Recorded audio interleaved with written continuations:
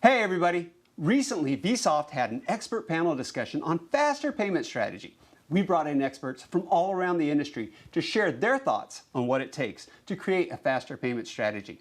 First thing we asked them was, where do you start? Then we asked them to share some of the lessons they've learned from implementing faster payments. And then we asked about, well, should you implement one or multiple payment channels, or maybe just wait for FedNow?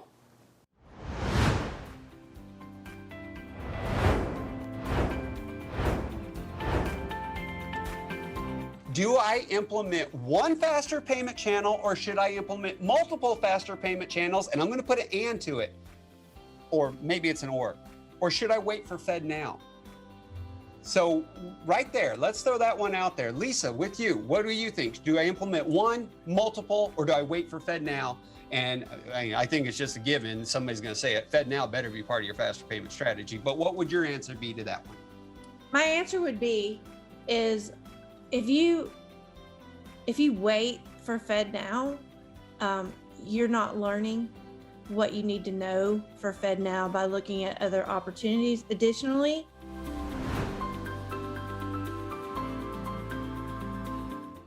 you're not meeting the needs of your members/customers, because I will tell you from the data that we see, from the smallest credit union to the largest credit union, they're already using somebody else for these digital contactless technologies. They've gone outside of your financial institution, and they've gone outside of the financial institution period to a fintech to get these services. So you're already behind. That's what I would say. I like that answer. I got to agree too. Attila, what about you? We're going to jump from the credit union over to the bank now. One payment option is faster, multiple payment options, or should I just be waiting for FedNow? I want to say focus on what matters to your organization.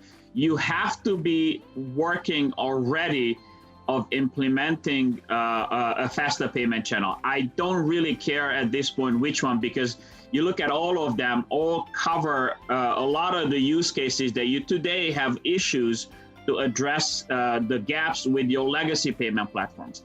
But do not wait for FedNow. I'm not saying anything bad about FedNow. FedNow will happen. It will definitely fill a specific gap, but you do not have the luxury to wait and learn with FedNow as your clients are going to leave your bank.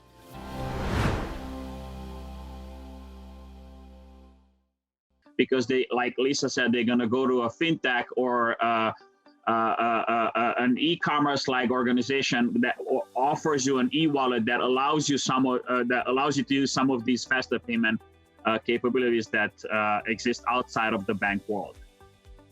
All right, so we've had two point out they're going to do it anyway, but did y'all catch in there? Attila said you should already be doing something.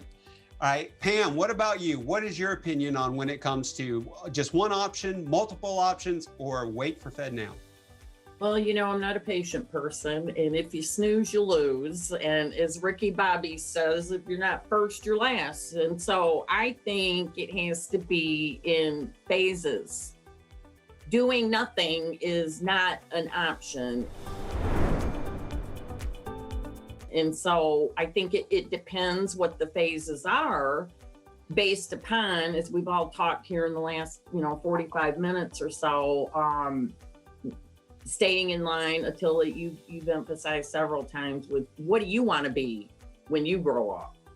And so those phases, so I say, the baby steps, start somewhere, but just sitting back and waiting for something to happen, and don't wait on FedNow. Get your toes wet and do a phased-in approach. Okay, and Leo, let's go back to you. We'll let Abhishek clean up this question and be the cleanup hitter on this one. What do you say? Is it one option? Is it multiple? Or again, should I wait on FedNow? So again, if I look internationally around the world, there are I think there's the only other country I could think of, or the only other region I could think of that allows multiple options for these sort of things is the Euro area, right? Where we have both private sector as well as public sector clearing organizations. So there aren't a whole lot of lessons that we can draw from the rest of the world. I'll say that, right? In most other countries, there's only one choice. When it comes to the U.S., though, I think for most institutions, multiple options are going to make sense.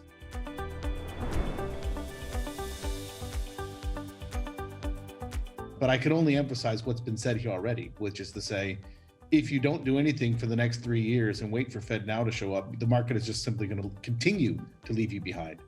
If you're thinking that, then you've already been left behind in your thinking, okay? And if you continue to act that way, the market will simply continue to race further ahead. After all, I mean, customers are out there; they're doing these things already, right? So they're going to continue doing it that way, and the relationship that you have with your customers is going to continue to bleed off to third parties. What I'd say is you've effectively chosen one of the two strategies, okay? One of the two strategies that I described, which is that you've decided that you're simply going to be a repository for your customers' money, and you're going to allow that customer experience to be taken over by other parties, and you just become a settlement account. And that's okay if that's what you're choosing, but allow it to be an active choice rather than a passive one. Okay, active rather than a passive. And it came up a lot earlier too, is what is your strategy? Are you going to be aggressive in it? I think Attila said that one too. But let's go ahead and let's say, what do you got to say, Abhishek? Is it one, is it multiple, or is it a weight game? Kevin, I think when you're asking this specific panel, you have Attila, who's already implemented real-time payments. You have Lisa Coffey, who's in the process of implementing real-time payments. You have Pam Rodriguez, who, for as long as I've known her, she's been a champion for the upside of real-time payments. And as I've gotten to know Leo, he's been very vocal about making sure that your strategy makes sense in context of the current market environment. Now, does that mean that the current market environment is going to be the same market environment as tomorrow? The answer is absolutely not. So as a technologist, as head of product management for Vsoft, solutions like our Bread kind of allow you to pick today and then pick tomorrow. So you don't have to be boxed into your strategy. The strategy can evolve as the options evolve out. So the reality is FedNow is going to be it's going to be a great platform for folks that have been a part of the pilot program and can neither confirm nor deny. There's a lot of knowledge that has been imparted by the Fed team, and the Federal Reserve has really done a great job thinking through the platform and solving issues that have been found in other faster and real-time payment solutions as they get ready to roll out to market. But that does not mean that we continue to wait for the perfect product. I think in the agile marketplace, as financial institutions push to be that hub for the community, that hub for the account holder, that hub for finances, solutions like Bread allow you to have RTP today, the clearinghouse's RTP today, and then tomorrow have FedNow.